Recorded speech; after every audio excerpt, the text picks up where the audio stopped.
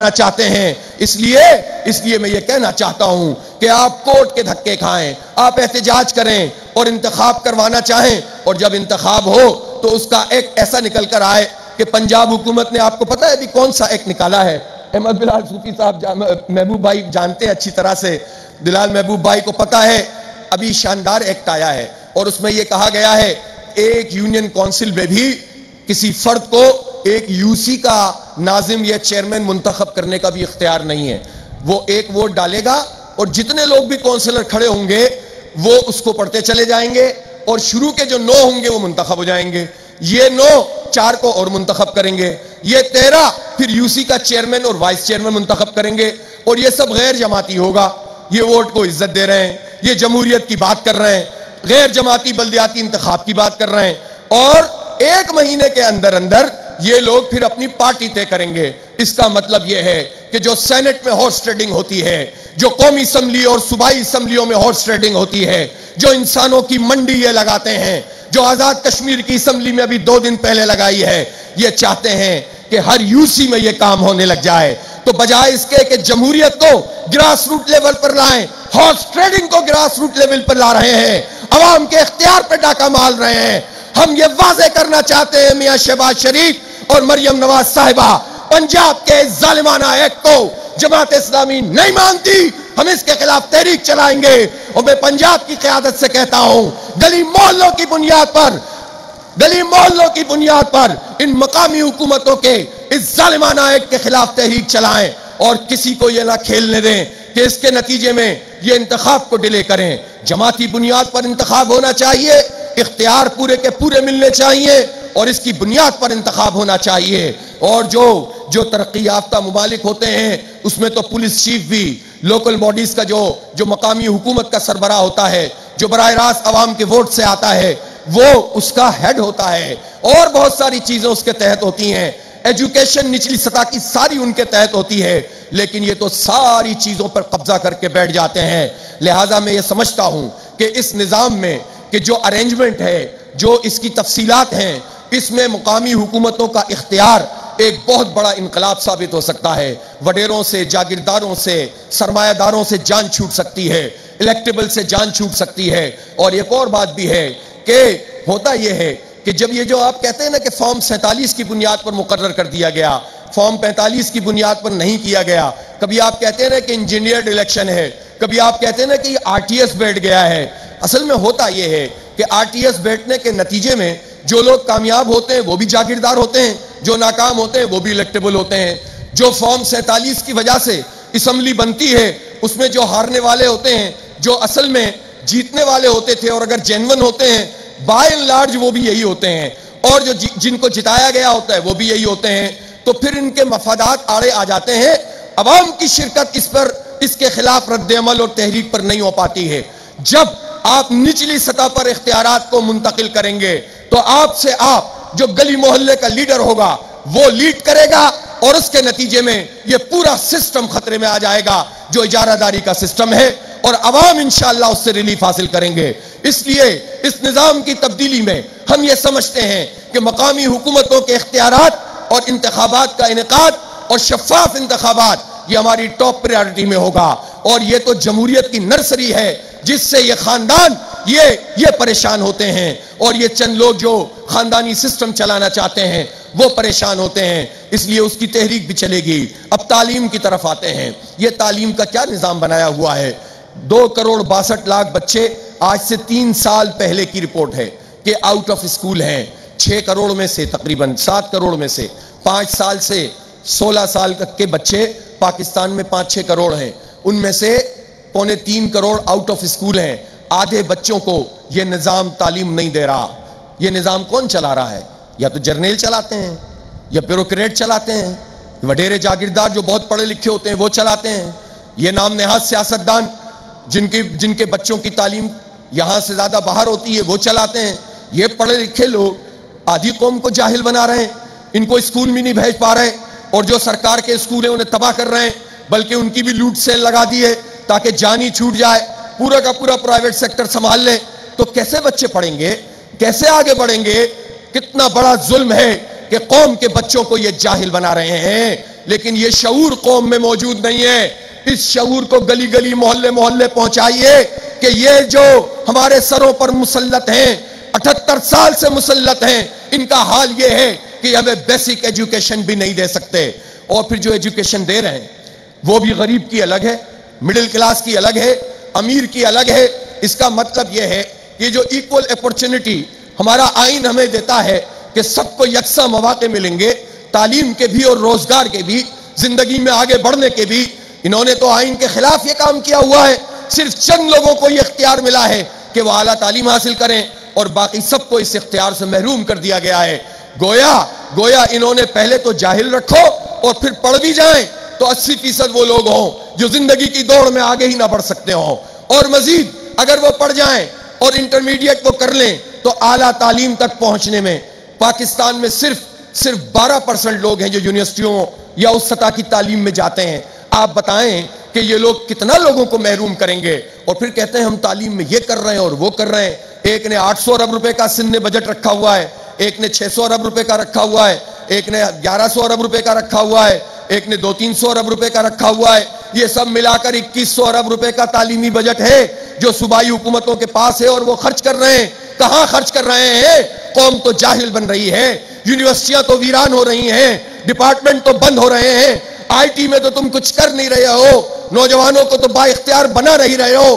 اس کا مطلب یہ ہے ہمارے ٹیکسوں کے پیسے، پیٹرول پر ہم لیوی دیتے ہیں، موبائل کے کارڈ پر ہم پیسے دیتے ہیں، ہر چیز ہم تمہیں فراہم کرتے ہیں اور تم ہمارے قوم کو جاہل بناتے ہو، ہمارے تعلیمی اداروں کو ویران کرتے ہو. جو تعلیم قوم کو نہیں دیں گے تو قوم کیا بنے گی؟ اس لیے نوجوانوں کو یہ شعور دیجئے، ان کے والدین کو یہ بات بتائیے کہ یہ جو تعلیم ہے یہ خیرات نہیں ہے، تعلیم کموڈٹی نہیں ہے کہ جتنا گڑ ڈالو اتنا میٹھا ہوگا، جتنے پیسے لگاؤ گے اتنے ملے گی. غریب ہو یا مڈل کلاس یا امیر ہو، سب کو ایک معیار کی تعلیم ملنی چاہیے. اس لیے ہم یہ چاہتے ہیں کہ یکساں نظام تعلیم ہو. پچھلے دنوں بہت چورن بیچا انہوں نے کہ یکساں نصاب. کہا کا یکساں نصاب؟ کیا تم نے سٹی اسکول اور تم نے بیکن ہاؤس والوں سے بھی یہ کہا کہ اسی نصاب کے تحت پڑھاؤ گے جس کا نصاب ہم پوری قوم کے لیے بنا رہے ہیں؟ کیا تم نے کبھی یہ سوچا کہ یہ اے لیولز اور او لیولز میں جو امتحانات کیے جاتے ہیں لوگ کیا کریں؟ جن کے پاس ذرا سا بھی پیسہ ہوتا ہے وہ اپنے بچوں کے مستقبل کے لیے اس سسٹم میں داخل کراتے ہیں. آپ کو معلوم ہونا چاہیے صرف ایگزامینیشن کی جو فیس ہے، یہ جو او لیولز اور اے لیولز میں جو برطانیہ سیدھی چلی جاتی ہے وہ تقریباً سال میں 50 ارب روپے ہے. یہ 50 ارب روپے اگر واقعتاً قوم کے تعلیم کے معیار کو بڑھانے میں استعمال ہو تو کیوں لوگ دوسروں کی تعلیم حاصل کریں گے؟ کیوں پاکستان میں کس چیز کی کمی ہے؟ کیا ٹیچرز کی کمی ہے؟ کیا ذہن کی کمی ہے؟ یہ سارے لوگ باہر جا کر پتہ نہیں کیا کیا کرتے ہیں. کوئی ناسا میں کام کرتا ہے، کوئی ایٹمی پروگرام میں کام کرتا ہے. خود پاکستان کے انجینئرز نے تو ابھی انڈیا کے پورے سسٹم کو جام کیا تھا نا. تو پاکستان میں ٹیلنٹ تو موجود ہے لیکن ٹیلنٹ کو تو آپ قتل کر دیتے ہیں، ان کو تو آپ آگے بڑھنے نہیں دیتے ہیں. نوجوانوں کی تو آپ نسل کشی کرتے ہیں، تعلیمی نسل کشی کرتے ہیں، شعور کی نسل کشی کرتے ہیں، جمہوری نسل کشی کرتے ہیں، اور پھر یہ چاہتے ہیں کہ حالات تبدیل ہو جائیں. حالات ایسے نہیں تبدیل ہوں گے.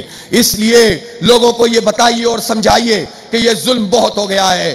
قوم کے ہر بچے کو پڑھانا ہوگا اور ان کو آگے بڑھانے کے لیے ہم آواز اٹھائیں گے. بدقسمتی سے پاکستان کی کسی پولیٹیکل پارٹی کا ایجنڈا عام آدمی کی تعلیم نہیں ہے، عام بچے کا اختیار نہیں ہے، اس کو برابری کے مواقع نہیں ہے. اس کی وجہ یہ ہے کہ یہ پارٹیاں بحیثیت مجموعی ان لوگوں پر مشتمل ہوتی ہیں جو خود استحصال کر رہے ہوتے ہیں. اس لیے میں یہ سمجھتا ہوں کہ اس تحریک کے جو تفصیلات ہیں اس کو ہم آگے بڑھائیں گے. بدل دو نظام کا کیا مطلب ہے؟ زراعت کی میں نے آپ کو بات بتائی، مزدوروں کی بات بتائی کہ 8.5 کروڑ لیبر ہے جس میں سے تقریباً 80% سے زیادہ ایسے ہیں جو کہیں رجسٹرڈ ہی نہیں ہیں. ٹھیکیداری نظام کے تحت کام ہوتا ہے. یہ خواتین ٹھیکیداری نظام کے تحت کام کرتی ہیں، یہ کھیتوں میں کام کرتی ہیں. میں ذرا بلاول سے پوچھ لوں، آپ بہت بڑے جاگیردار ہیں اور آپ کے نانا بھی روٹی کپڑا اور مکان کی بات کرتے تھے، عوام کی بات کرتے تھے. جو آپ لوگوں نے حال کیا ہے میں معلوم ہے. آپ جمہوریت کی بات کرتے تھے، آپ نے اکثریت کو نہیں مانا، آپ نے ملک توڑ دیا یحییٰ خان کے ساتھ مل کر.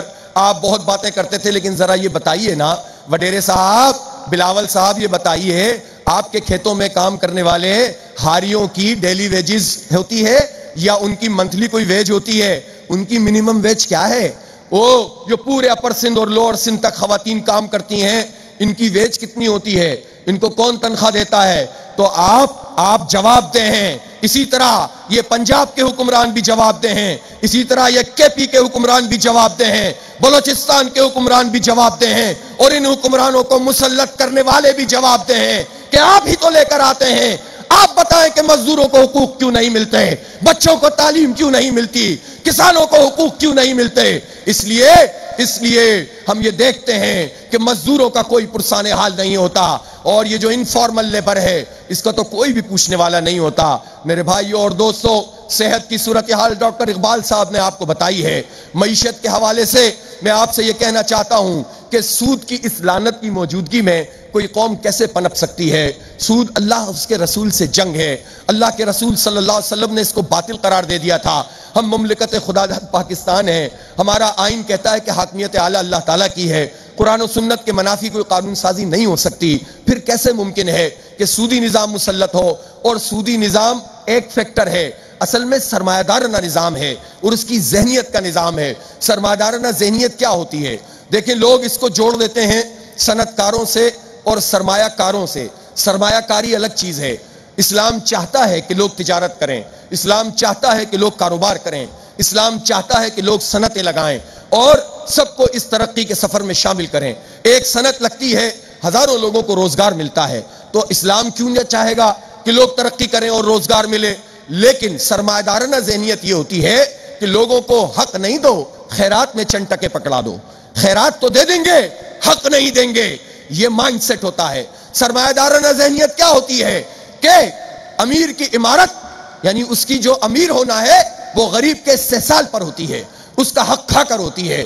اس کے نتیجے میں لالچ پیدا ہوتی ہے، اس کے نتیجے میں قبضہ پیدا ہوتا ہے، اس کے نتیجے میں غلامی کی سوچ بڑھتی ہے۔ ہم اس سرمایہ دارانہ ذہنیت کے خلاف ہیں، اور ہم یہ چاہتے ہیں کہ صنعتیں اور صنعت کار آگے بڑھیں، لیکن سرمایہ دارانہ ذہنیت آگے نہ بڑھے، اور سب کو حقوق ملنے چاہیے۔ اس لیے میرے بھائیوں اور دوستوں، یہ جو پورا کا پورا سسٹم ہے، سسٹم کو بدلے بغیر صرف شاخیں چھانٹنے سے مسئلہ حل ہوگا نہیں، لیکن سسٹم کو بدلنے کے لیے ہر شاخ پہ بات کرنی پڑے گی، اور ہر شاخ کے ہر پتے پہ جو الو بیٹھا ہوا ہے ان کو بھی اجاگر کرنا پڑے گا کہ انجام گلستہ تم نے کیا کیا ہوا ہے۔ اس لیے سب کو ایکسپوز کرنا ہوگا، نظام کی تفصیلات قوم کے سامنے جائیں گی، ظلم کی ہر شکل کو چیلنج کریں گے، مقامی طور پہ ہی کریں گے، قومی سطح پہ بھی کریں گے، بین الاقوامی طاغوت کو بھی للکاریں گے، اور اپنے پورے عوام کو منظم کرتے چلے جائیں گے، تو انشاءاللہ انقلاب کی طرف پیش رفت کریں گے۔ اس لیے معیشت ہو یا تجارت ہو، تعلیم ہو، اب دیکھیں پوری دنیا میں لوگ آئی ٹی کی صورت میں آگے بڑھ رہے ہیں، لیکن یہ کیا مسئلہ ہے کہ ہماری آئی ٹی کی ایکسپورٹ $4 بلین تک بھی نہیں پہنچ پا رہی، جبکہ اسکوپ اتنا ہے کہ آج اپنے اس پوٹینشل کو جو اویلیبل ہے، اس کو بھی اگر ٹھیک سے اختیار کر لیا جاتا، قانون سازی کر لی جاتی، تو ہم $10-12 بلین پہ تو اس وقت ہوتے، اور اگر 2 سال بھی ہماری حکومت پراپر طریقے سے انویسٹمنٹ کر لے اور امپاورمنٹ کر لے تو ہم $20 بلین پہ جا سکتے ہیں۔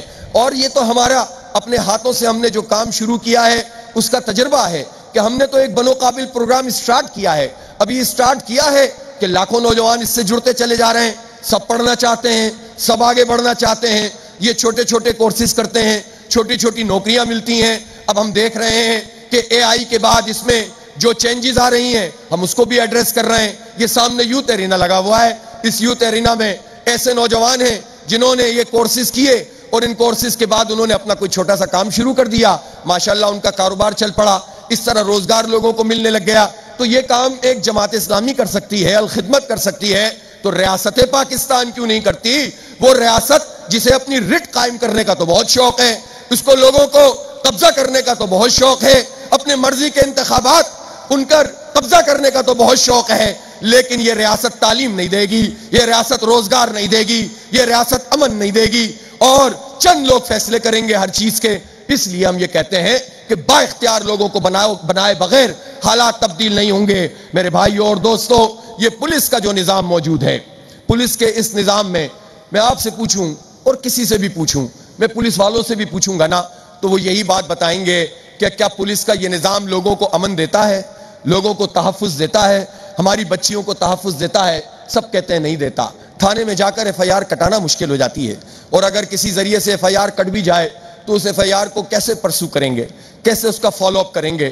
ہمارے ہاں پنجاب میں تو میرے خیال ہے صرف ایس ایچ او ہی نہیں ہوتا, اس کا وہ ایک اور بھی تو بندہ ہوتا ہے نا کہ جو اس کا ساتھ ساتھ بندہ چل رہا ہوتا ہے.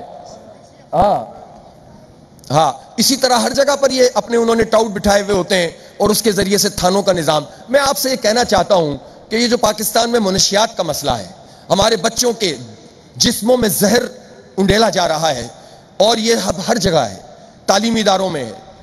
میں والدین یہاں موجود ہیں, ان سے کہنا چاہتا ہوں اس پر توجہ بھی دیں, اپنے بچوں کی تربیت بھی کریں, ان کو محفوظ بنانے کی کوشش بھی کریں, اپنے بچوں کو بچائیں ان گندی باتوں سے اور ان کو پازیٹیو کاموں پہ لگائیں.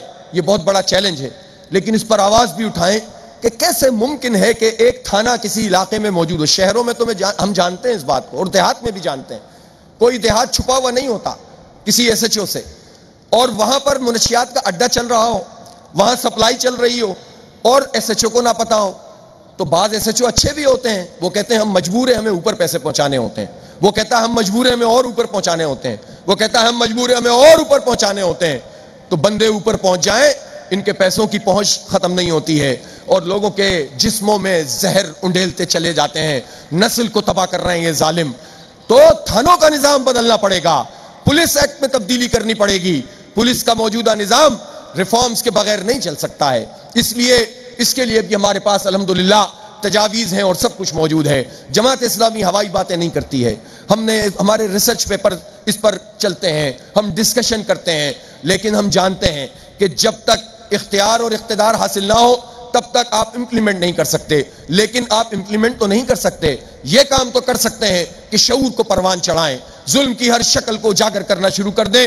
یہ کام آپ کو کرنا ہے, آپ سب لوگوں کو کرنا ہے. مجھ سے وعدہ کریں آپ کہ آپ نظام کی اس تبدیلی میں اپنا پورا کردار ادا کریں گے, اپنا وقت لگائیں گے, اپنا سرمایہ لگائیں گے, اپنی جد و جہد کو تیز کریں گے, منظم ہو کر کام کریں گے, گلی گلی اس پیغام کو پہنچائیں گے. عوام میں اللہ تعالیٰ نے بہت طاقت دی ہے, بہت قوت دی ہے. یہ منظم ہو کر جب سامنے آئیں گے نا تو کوئی آپ کا سامنا نہیں کر سکے گا, کوئی آپ کے آگے نہیں ٹھہر سکے گا. لیکن آپ کو صبر کے ساتھ اس کام کو انجام دینا ہے, آپ کو منظم طریقے سے اس کام کو انجام دینا ہے. اس لیے میرے بھائیوں اور دوستوں, میرے ساتھیوں, جتنے ہم چیزوں کو دیکھ سکتے ہیں, جتنے ہمارے شعبے موجود ہیں, اس سب کے حوالے سے ہمیں پتہ چلتا ہے کہ ظلم ہی ظلم نظر آتا ہے. عدالت کی کتنی بات ہے, ہم نے 26ویں ترمیم پہ بات کی, 27ویں ترمیم پہ بات کی, اور ہم بہت واضح طور پر کہتے ہیں کہ 26ویں ترمیم میں اگر اپوزیشن انگیج نہیں ہوتی تو شاید یہ سلسلہ رک جاتا. ان کو انگیج کیا گیا اور ایک پوری راؤنڈ ٹیبل کانفرنس ہوتی چلی گئی, ایک میوزیکل چیئر تھی, ایک دوسرے کے گھر جاتا تھا, دوسرا پہلے کے گھر جاتا تھا, پہلا تیسرے والے کے, اور پھر دوبارہ پہلے پہ چلے جاتے تھے. اور اس کے نتیجے میں حکومت نے یہ ترمیم نکلوا دی. پھر 27ویں ترمیم بھی چلی گئی, اب 28 29 پتہ نہیں کتنی ترمیموں کی بات کرتے ہیں. لیکن ہم ایک بات کو جانتے ہیں کہ جب بھی کوئی جینون پارلیمنٹ آئے گی انشاءاللہ, اور اللہ تعالیٰ نے ہمیں موقع دیا, ان ساری ترمیموں کو کل عدم قرار دیں گے انشاءاللہ تعالیٰ.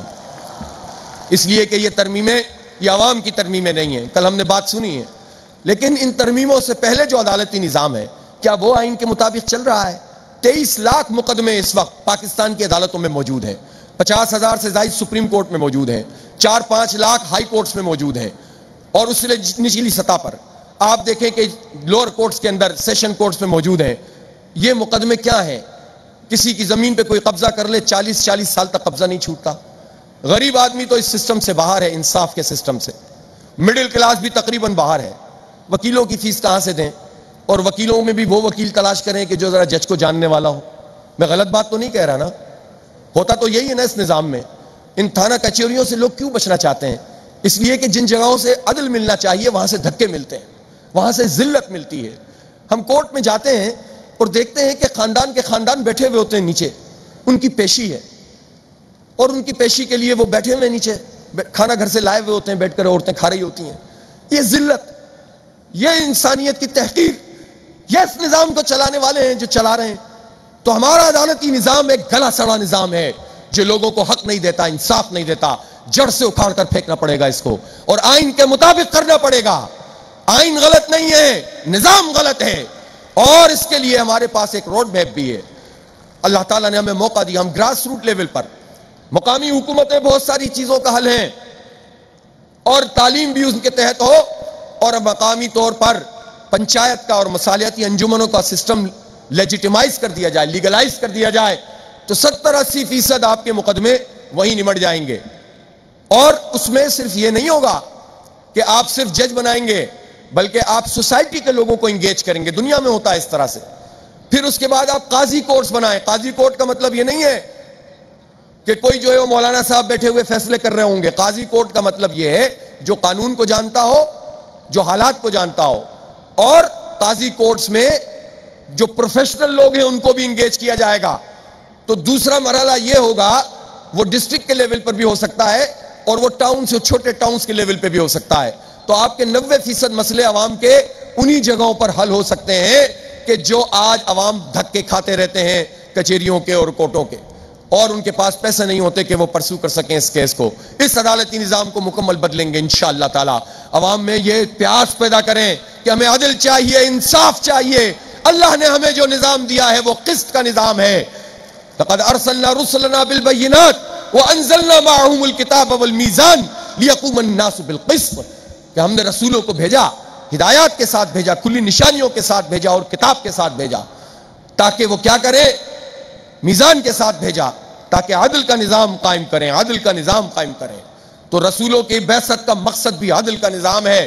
ہم بھی عدل کا نظام جس میں کسی کو کوئی استثناء نہ ہو وہ قائم کرنا چاہتے ہیں۔ اس لیے میرے بھائی اور دوستو، بدل دو نظام تحریک اب شروع ہو چکی ہے۔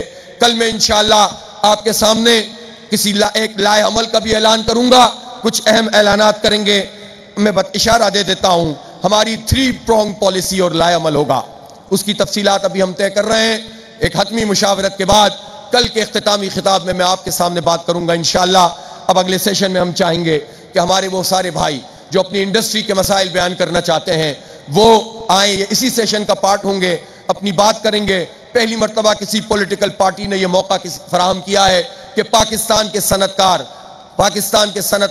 اپنی صنعتوں کے حوالے سے بات کریں گے اور اپنی اکانومی کے حوالے سے بات کریں گے، اور اکانومی کا جو دینی پرسپیکٹو ہے وہ بھی بیان کیا جائے گا۔ اور میں آپ لوگوں سے کہنا چاہتا ہوں کہ آپ ابھی اجتماع گاہ میں تشریف فرما ہوں، میں بھی آپ ہی کے سامنے بیٹھ رہا ہوں، کہیں نہیں جا رہا۔ اور اس سیشن کے اختتام پر پھر آپ لوگ جائیں گے، پھر ہماری بہنیں سامنے آئیں گی، آپ پیچھے چلے جائیں گے، جائے گا کوئی نہیں۔ بہنوں کو حوالے ہم اسٹیج کریں گے پورا، یہ کبھی نہیں ہوا ہوگا۔ ہماری بہنیں اپنا سیشن کریں گی اس کے بعد، اس سیشن کے بعد، ظہر کے بعد، اور وہ انشاءاللہ بہت زبردست قسم کا انہوں نے پروگرام چارٹ آؤٹ کیا ہے۔ خواتین کا ایک چارٹر پیش کیا جائے گا۔ میں نے ابھی خواتین پر زیادہ بات اس لیے نہیں کی ہے کہ انہیں پوری بات کرنی ہے، اور مرد حضرات پیچھے کی طرف چلے جائیں گے، یہ سامنے والی سیٹیں خواتین کے لیے چھوڑ دیں گے، سب یہ ادھر سب ہماری بہنیں ہی بہنیں ہوں گی۔ اور میں پھر ایک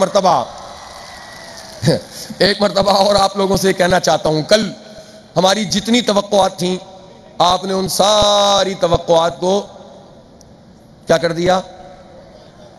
نہیں، اس سے بھی زیادہ آگے چلے گئے۔ ہماری توقعات سے زیادہ آ گئے ہیں آپ لوگ، اور ہماری بہنوں نے تو ریکارڈ قائم کر دیا ہے۔ اور اس میں یوتھ ہے، یوتھ جو بزرگوں کی سرپرستی میں آئے ہیں۔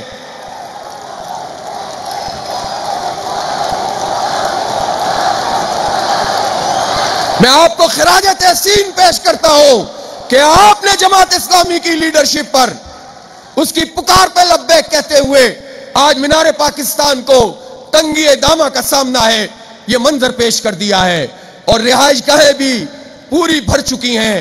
میں نے کل بھی معذرت کی، اب بھی کر رہا ہوں، بعد میں بھی کروں گا، لیکن میں یہ جانتا ہوں یہ جماعت اسلامی سے وابستہ لوگ ہیں، یہ سردی بھی برداشت کر لیں گے، یہ گرمی بھی برداشت کر لیں گے، یہ سب کچھ برداشت کر لیں گے، لیکن جد و جہد کو ترک نہیں کریں گے۔